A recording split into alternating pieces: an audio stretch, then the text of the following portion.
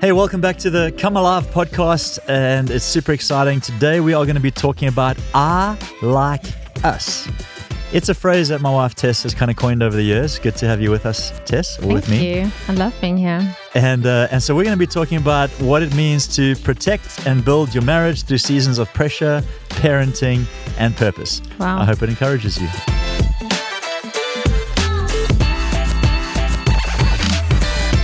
Hey Tess, well, welcome back. Hello. It's good to be back on set with you. Yes. We've had some fun in these podcasts. We have. You enjoy them? I do. I like the space. I like it when you lead. I don't have to think so much. What do you like most about the podcast space? I think you ask great questions, which is always good because then it challenges us to think. And I think conversations are powerful. I love podcasts. I learn so much. Okay, full disclosure. I was really hoping she would say, I love being at a table with you. And so... do you want me to film that again? Let's start that again. All right, just kidding. That's the whole point of this conversation, is what is it about us that we like about us? Oh, you guys. So let's talk about this phrase. I love being at the table with you. Me too. Love it so much. Thank you. This phrase you've kind of said a few times over the years. You haven't always felt it. And to be fair, I haven't always felt it, and we'll talk about that. But we really want to encourage people that are in marriage or desiring marriage and perhaps not having access to conversations that people should be having, that are true conversations about everyday life, that actually get us all to a place where we can say about our marriage story, I like us. Yes. I like us. So describe that statement. What's it about? What does I like us mean to you? Why do you use it? I think it was the back end of America. I was talking about how we had space and time together. And in that space and time, I realized I do love you. We have a foundation of love that's genuine and true about our relationship. But on this moment, on this trip, I realized I like you. I really like you. Like, you make me laugh, and you push me to do things I wouldn't ordinarily choose on my own, and then I really love them. I discover new things about myself, and I like us. I like us. So yes, I love you, and yes, sitting across from the table is a privilege and a blessing and all of the right things, but I like us. There's something about us that's unique, and it's ours. The statement resonates with me, and it has from the first time you said it years back. I like us. Because isn't it true, we're encouraged to love people. As we believers of Jesus, we live a life of faith, and we know that love is everything. It's the foundation of that life of faith. And so to love everybody is a non-negotiable. Yeah. But there's this interesting kind of like thought along the side of that is, that doesn't mean you necessarily like everybody, as in just enjoy the company of everybody, or like who you are when you're around those people, or what you become, etc. So I thought that statement had a lot more going on than just a catchy phrase, I like us.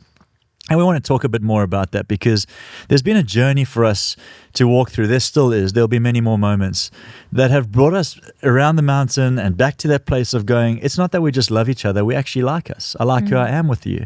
I like who you are with me. I like who we are together. I like the story that we're writing in our togetherness. I like us. Big theme is kind of unity in marriage, I guess. And so maybe we can start there. And for anyone listening, our hope and our encouragement is that you would find yourself in your marriage going, I like us too. Like us.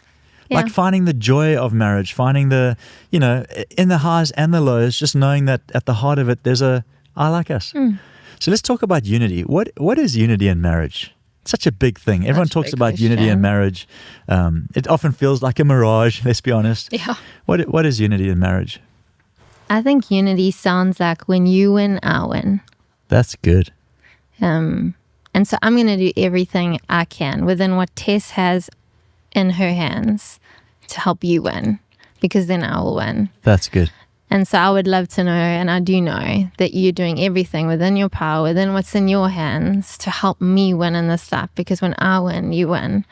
I think that's unity. There's no competition. I'm not worried about your success, where you're going, who you are aligning with, because I trust and know that you want me to win, and I want you to win. And so I suppose it's that thing we're talking about, going somewhere together. Like that's what unity does, is it it propels us forward in the same direction because we know what we're moving towards. For you and I, it's never been you or me. It's been Jesus. Yeah. And yes, there was a period of our lives when Jesus wasn't leading us, and it was disastrous. So the reality is that for me, Jesus is the prize. You're not. And for you, I know it's the same. Jesus is the prize. Yeah, you're touching on something we're going to come back to a bit later for sure, because you're touching on this idea that you don't complete me and I don't complete you. Jesus completes us. Yeah. And in our completeness, he invites us into this together story. Yes. So we like us, but a lot of it's because we first were loved and enjoyed by him. Yeah. And so that's a big thing. We're going to come back to that just now. But I like what you're saying about unity, because that competition thing is such a big deal. I can honestly say that has not been the fight of our marriage. I can testify to what you're saying. I think there was a time, just to be real. Oh, really? Honest, you wanted to be in front? Well, not in front, but I was put out by the success that you were experiencing. Okay. And so felt like I needed to rise to the challenge and create my own story to be as successful so that I could be in line with you. So it didn't feel fair that you were getting promoted or being put in spaces that I desired, because, why couldn't that be my story? What changed? I think I really genuinely believe in the statement, when you win, I win. I genuinely believe that I don't have anything to prove in this life. Like, I am approved of. I genuinely believe Amen. that. You know this about me because you've known me for over 25 years. Like, I have not always lived from this place of knowing that I'm approved of, I'm loved and seen and known and chosen and called. And so that is not that's not in question. So now I don't have to prove that I have something to offer in this ministry journey, on this marriage journey. I am who I am, and that's enough.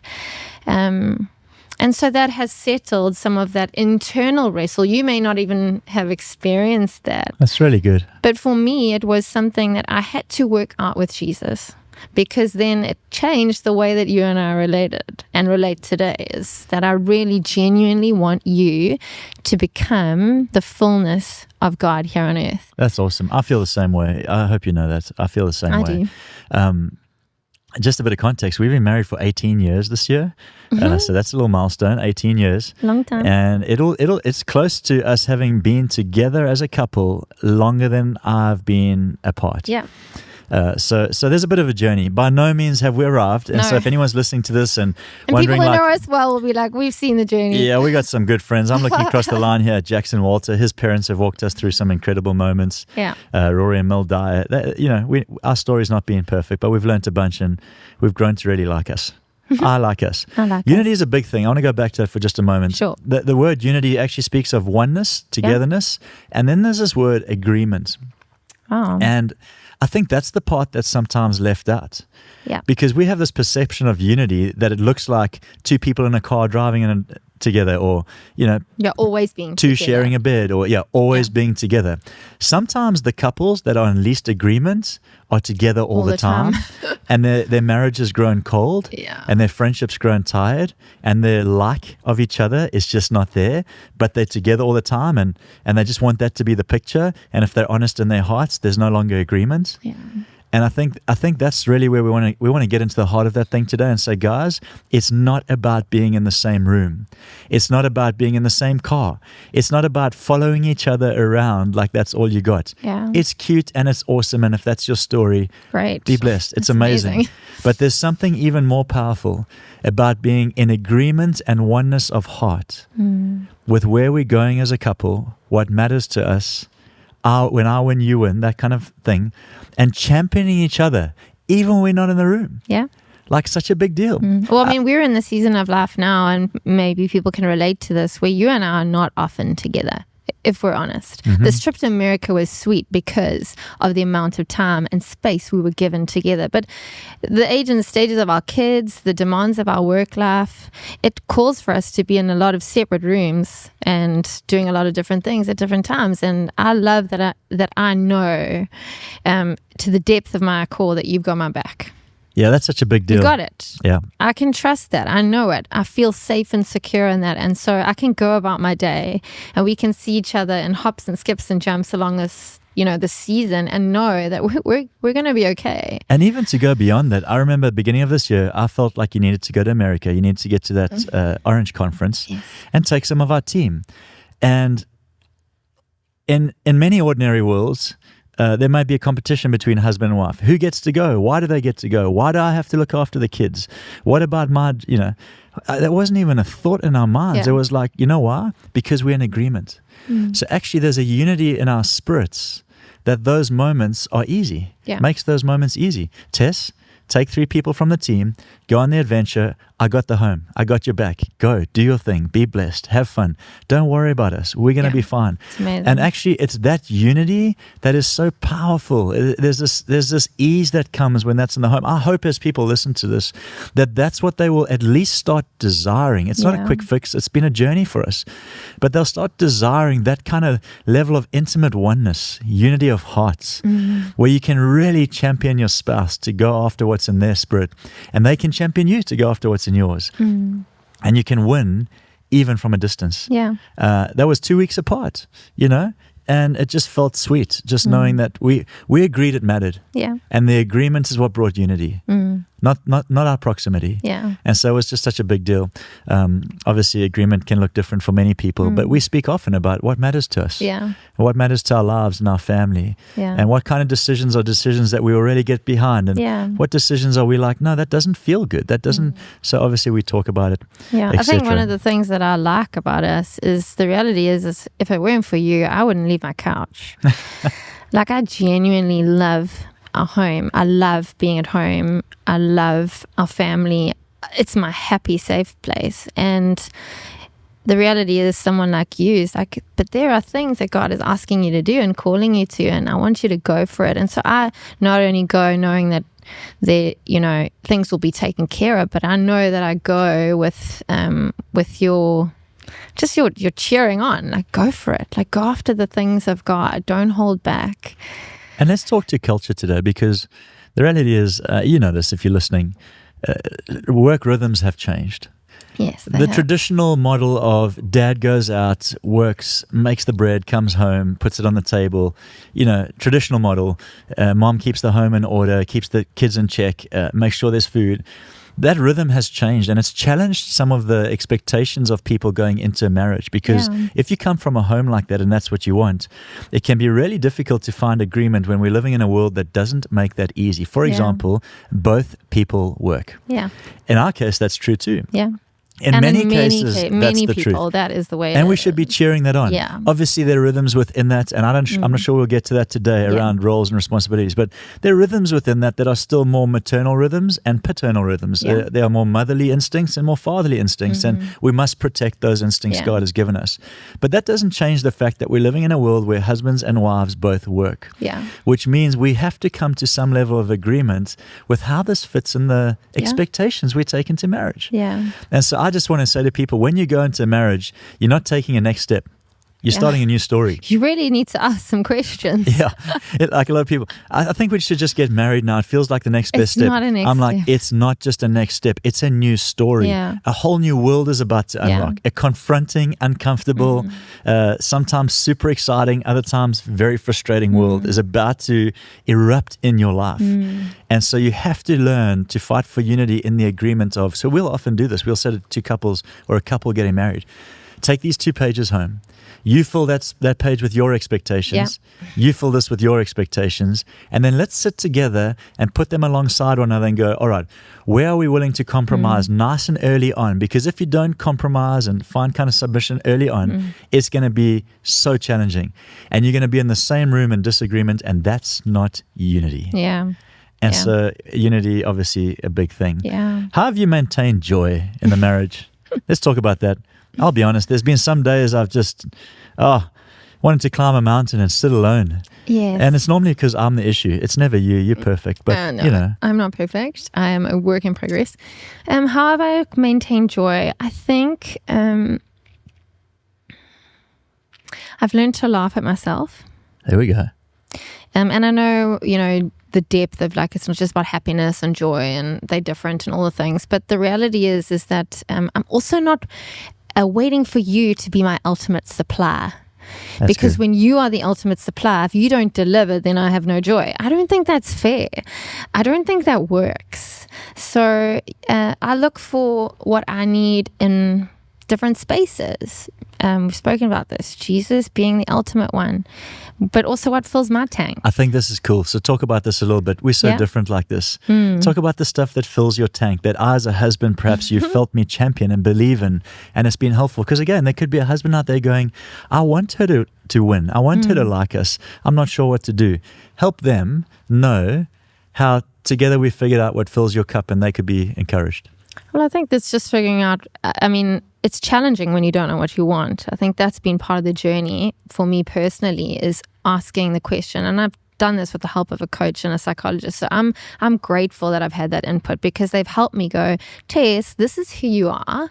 Using some of this is, and I can go, yes, actually that makes sense. And this is what fills your cup. This is what makes you feel alive. This is where you feel strong. What are some of those things for you? I like to be on my own. There we go. I actually like my own company. I like the way that I think. Next episode, I like alone. I like us. I also like alone.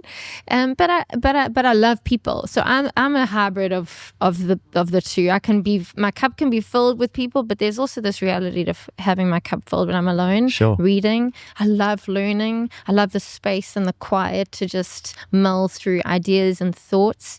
I love my friends. So this is helpful. When I want to go on a drive on a weekend and take the kids to a beach or an ice cream or something, the perception of unity that thinks you have to be together would say, Tess, we're all going for an ice cream, right?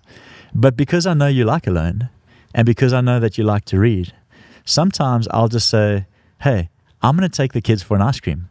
You stick around and read. Yeah. That moment while we're eating ice cream and you're reading a book on the couch, for example, we're more unified than some people that were eating ice cream together. Yeah.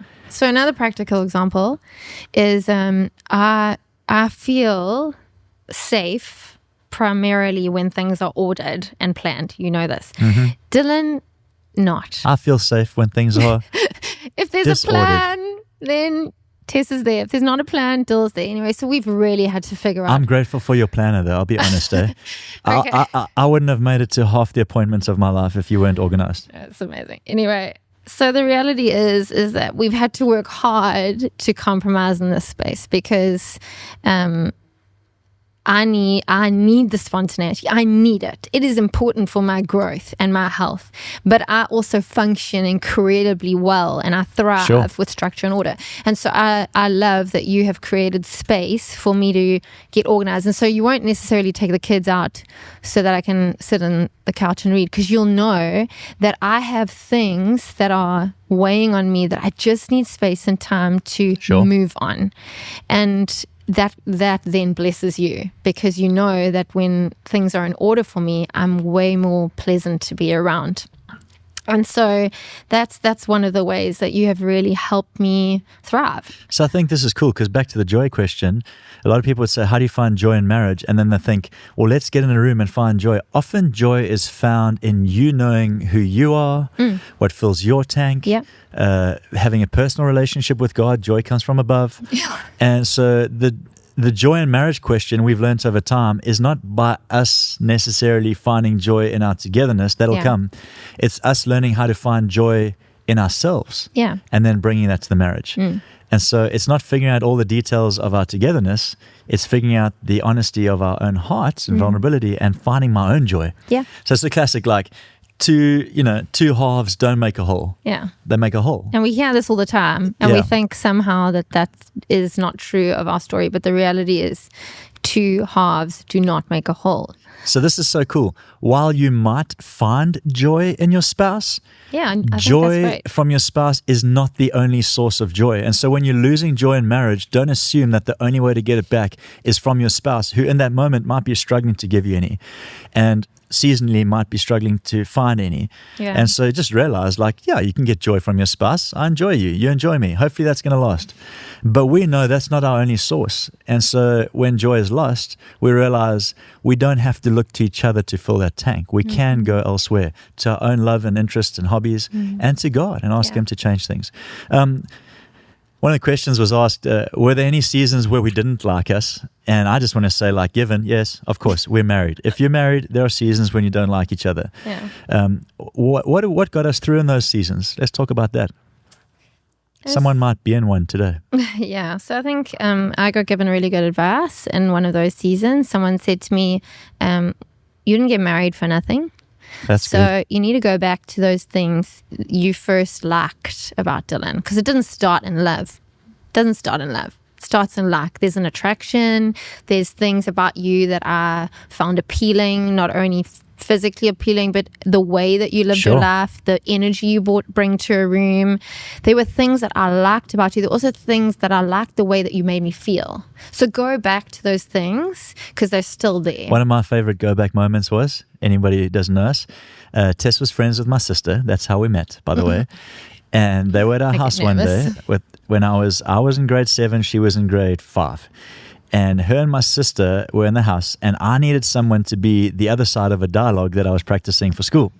And so I looked at Tess, kind of like Tess, if I'm honest, and I was like, I need somebody to read the second part. And I remember when you read it, it was one of my favorite moments. I remember thinking, I like dialoguing with you, you know? And so funny when you mentioned that the other day, like, what is the thing we liked about us when we started liking us? That was actually one of the things. I liked dialogue. I like conversations. Yeah. And so sometimes in those seasons when I haven't enjoyed so much about us and I've had an expectation that's unrealistic and, you know, so many things that come into it, sure. It has been helpful to go back and go, I do really like chatting to you.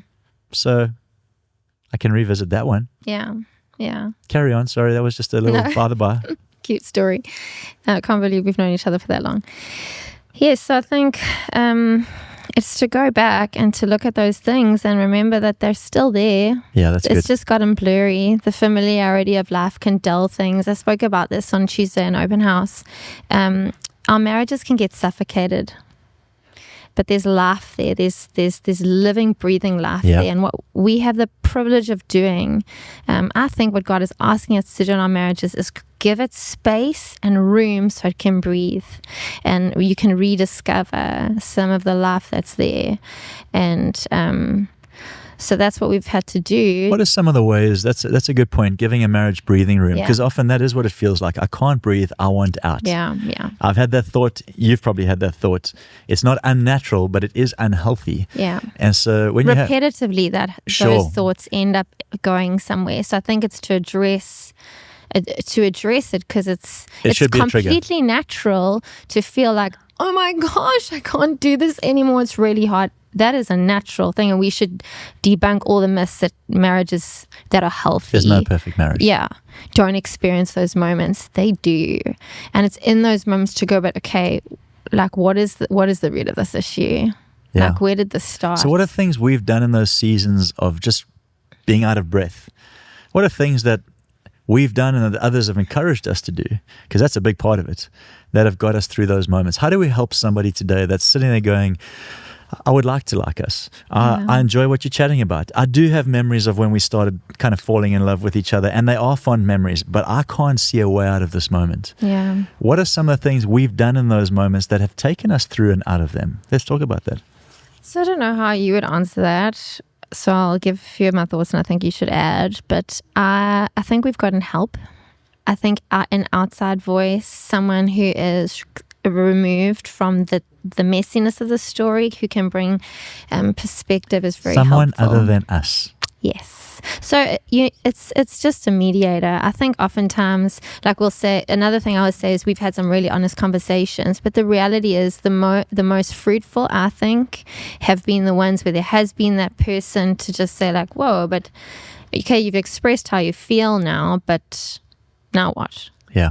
Where do we go from here? Because a lot of it is just venting. You vent at one another. And you know that they've proven that venting is like 100% ineffective. Wow. It doesn't make you feel better. It always makes you feel worse. So the reality is we've vented at one another. We've said what we need to say.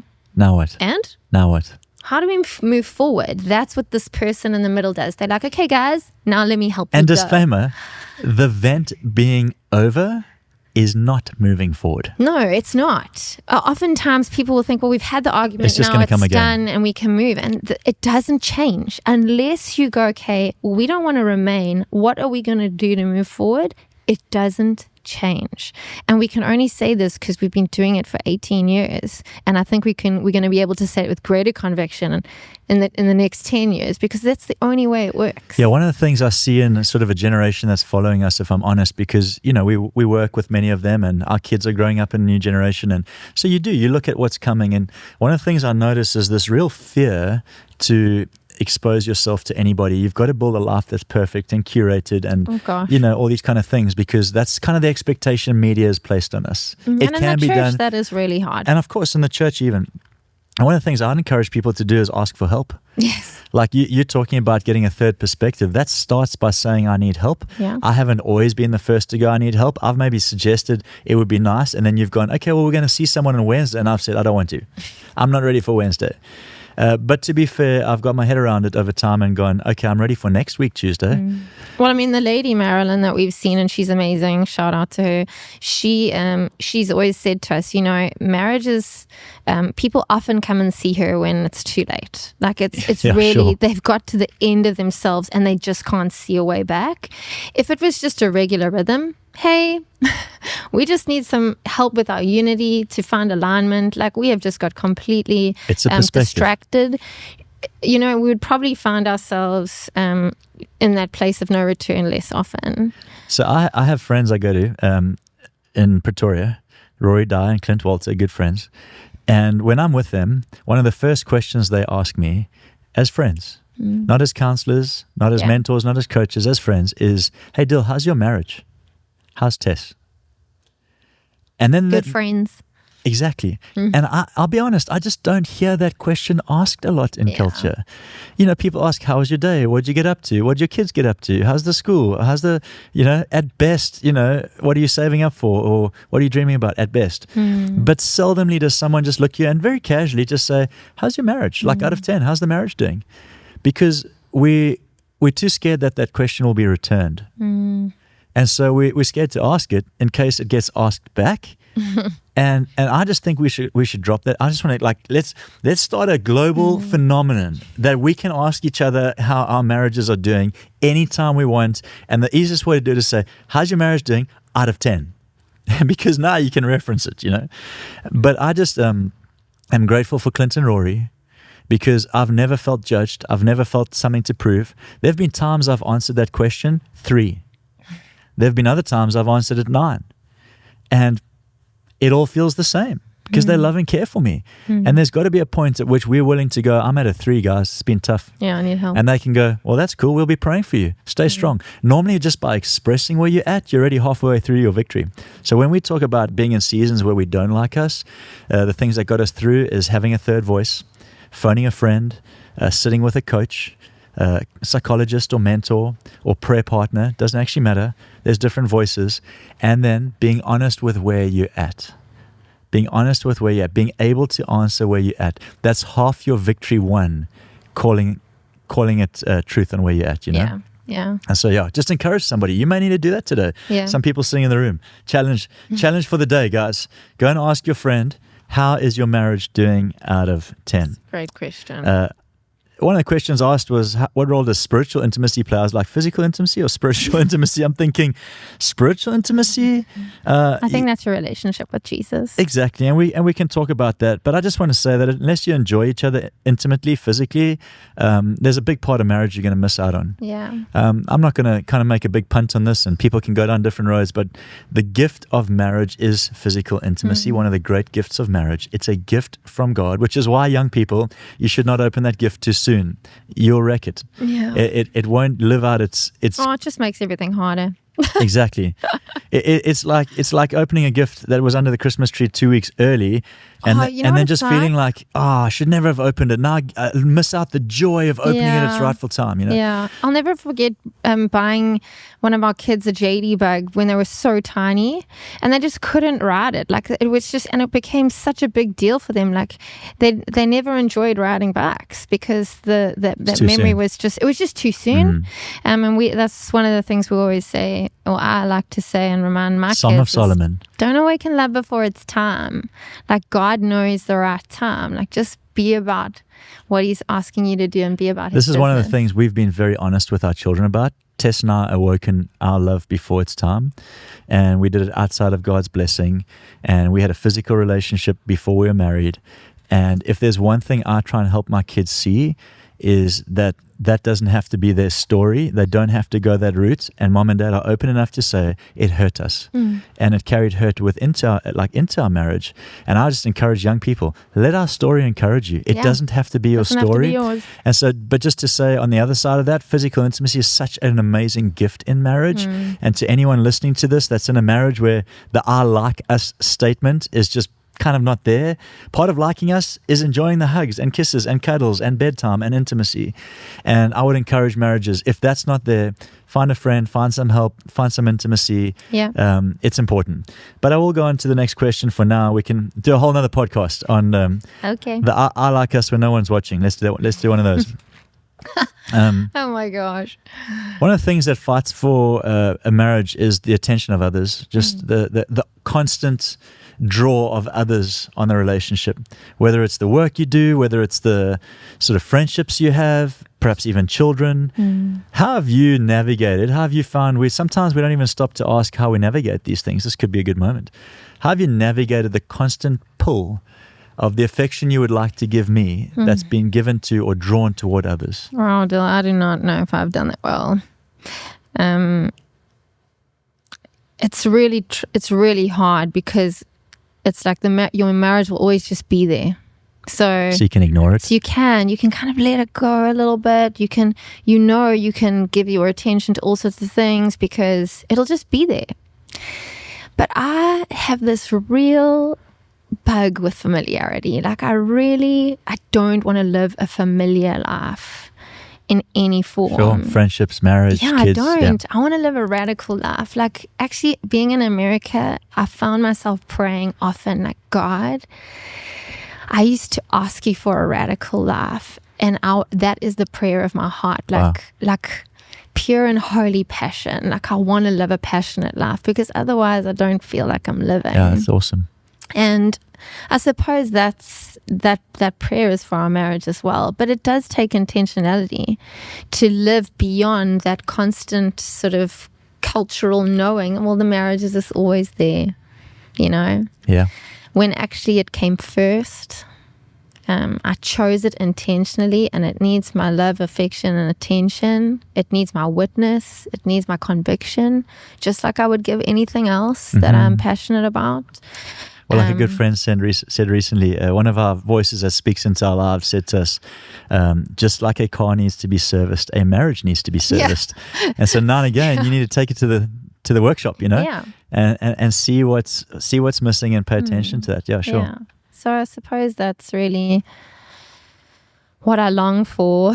I don't think I always get it right, and I understand why. Because there are distractions, but it's familiarity. And we know that familiarity breeds contempt. You know, and I don't want this to become familiar. Just two people living together who've worked out a rhythm, who know how to make it work. I want to feel alive. Amen. So I think, you know, when that's the desire, God will honor that. But it's also going to take my yes. You know, it's yes and amen to these things. And yeah, I want to talk about, like, let's say kids for a moment. Obviously, a great blessing to the marriage. Children are a gift from the Lord, the scriptures say, and we believe that wholeheartedly. So we do. Just to kind of preface with that. And then there's this part in the marriage where their lives start to draw from the life that was there before them. And you got to weigh this up, because it can be far more cute and rewarding to watch a little child run around and, you know, stumble over their steps or take their first day of school, or find something they love, and it's almost in a moment more rewarding than sometimes what it feels like in a spousal relationship or marriage. And so you find yourself on a slow drift toward wanting more of that because it feels more rewarding than the work I need to do to find life here. Yeah. Let's talk to people that, if they're really honest, have put more effort into their children than their marriage. What do we say? What do we say? Well, it's never too late. That's a good word. I think there's always today, and we are not very good date people. We're just not. But I still think there's something to be said for making time and space, and that doesn't just fall into the calendar. Like that actually, that takes intentionality, and it's never too late to just say, hey, let's go out and have a meal. We can't afford a meal. We've done this in seasons. Made a pizza, ordered one pizza, sat on our carpet, put the children to bed, or even sent them to some friends for the night. Just stayed in. And we've done some things that I think have prioritized the marriage, which I think is helpful. Also, our kids, I love that our kids our kids go, it shows how rarely we do it. They're like, yay, you're going on a date. It's like, yes. It's I kind of feel a bit bad, actually. But in America, I remember we were visiting Dill and Tassie in Nashville, and it was so cool to see them, actually.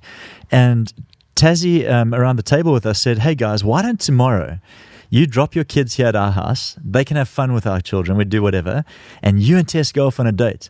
And to which all our kids basically, popped the champagne and threw a party, which can be challenging. You're like, so you want us out.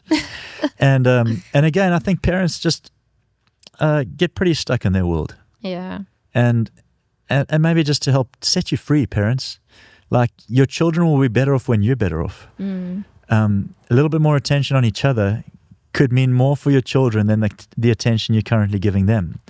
These are things we've learned and are learning, and I just keep going back to that. Like, we were a family before we had children. That family's health matters. If it goes, the children follow. And so what we often try and do is give them the world we wish we had at the expense of a marriage, only to find that it all goes. Yeah. And so just an encouragement to you out there, like, love on your spouse, figure out how to like one another, get a friend involved, all the things we're talking about. I actually just want to go back to the every car needs a service thought. Think about a car. I want to help some people online for just a moment, Tess. I love you, but I want to talk to some people online. Go for it. Think about a car for just a moment. You take it in for a service. There's a bunch of stuff that could be going on. It could be low on oil. It could need wheel alignment done. Brake pads. Yeah, I mean. This guy. Let's go through the list. What that is to suggest in the marriage analogy is not every part of your marriage is falling apart. Yes. Often there's just a small little thing that needs to be tweaked. That's good. And so when you're at home and you're not feeling that you like us, you're feeling like, I want to sell this car. It's a waste of time. And then you show up to a counselor or a friend or a prayer moment or God, and it's like, it just needs some new oil or alignment or it just needs to slow up a bit. The brake pads aren't working. Like, you just need to learn to pause on a few things. And I just want to encourage you, like, you're probably closer to the joy of marriage than you realize. But when you look at it, someone once said to us, when you feel a sense of loss in anything, it's all permeating. So if you feel like, we've lost our intimacy in marriage, we've lost our marriage. It's all permeating. No, you haven't. That's not the truth, You still have friendship.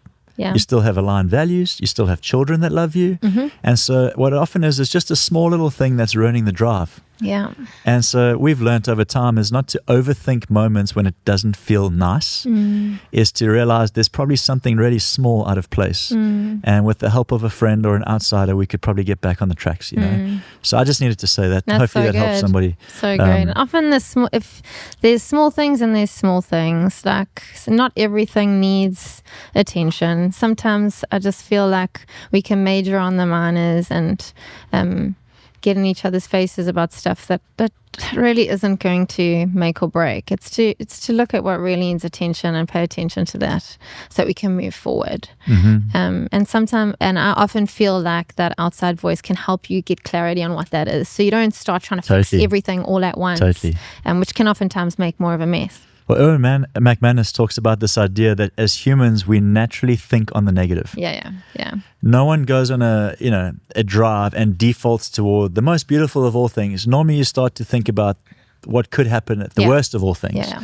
It's the natural bias of the human imagination or the human mind, unless it's in a healthy, flourishing place. Yeah. Because life is precious. And so when someone asks the question, how do you deal with the distractions? Often the things we think are distractions are not distractions. Children are not a distraction from marriage. They're a blessing to marriage. Yeah. One of the questions was, how do you deal with when the church is a distraction? Church is never a distraction to marriage. Church is a blessing to marriage. Finances. These are not distractions to marriage. What probably is a distraction is the one thought that you cannot shake. Yeah. And so you perceive it to be everything that's going on, but if you're honest, there's one bias you keep going toward, or maybe 2 or 3 thoughts that just occupy way too much real estate in your mind. And so that's, again, I can't emphasize this enough. That's what happens when you sit with an outsider and they give you a perspective of where you're stuck, and you realize, I'm stuck in my own thoughts. All these things that I think are robbing from me are actually giving me life.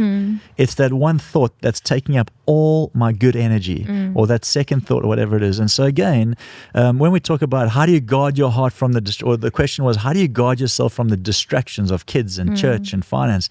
Those are not distractions. We're not meant to guard ourselves from kids. We're meant to guard our hearts from deceit.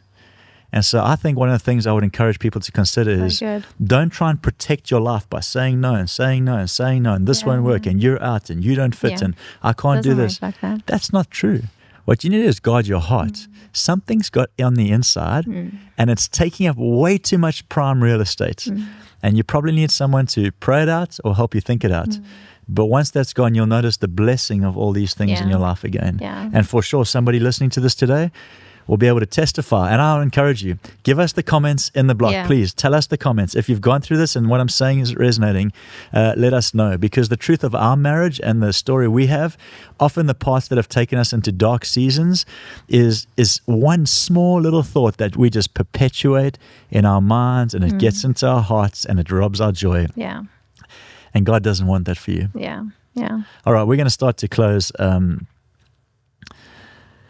Let's ask one more question maybe. Okay. What's one thing or one lie, let's call it, about culture that culture pushes on us that the scripture kind of flies in the face of?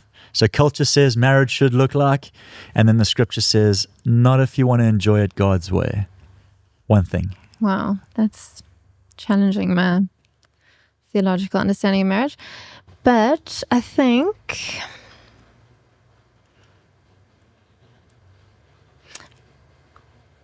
the world has a skewed perception of equality. Wow, we're going there. And scripture helps us see it differently. And we see it from the very beginning, God's design for the union of man and woman, and how that was good. He said it's good. It's perfect as it is. And I complete it. The Lord complete it. But we see that being corrupted by this fight for, but we must do the same things, be the same things, speak the same things, and we're not the same. Kind of where we started, right? So culture says somebody needs to win here. It's not okay that you haven't had the privilege of winning. Yeah. So push your agenda so that you can feel the thrill of winning. Scripture says, actually, when you win, I win. Yeah. Which is totally... Yeah, totally. It's God's design was always for man and woman to be we're better together. To be together and to further the building of His kingdom together here on earth. That was always His design. Yeah. We're not in competition. We really are not. I think that's the thing culture pushes. Yes. Competition. Yeah. So find your place, prove yourself, do your thing. Like Tess, you should be able to do all the things Dill should do, and Dill must do the stuff Tess can do, and it really gets confusing. And so I think it's to go back to the true north. It says, now this is the design of God. Now you may not believe that I believe this is the design of God, and when I am living in that, I'm blessed. And if you don't believe that, I would encourage you to consider that God designed marriage as a blessing.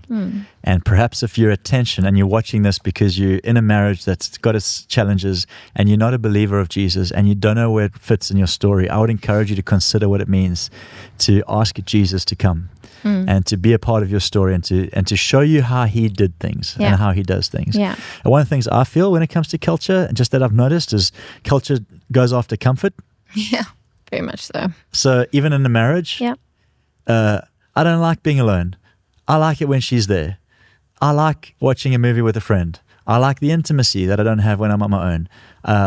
It kind of comforts me at times.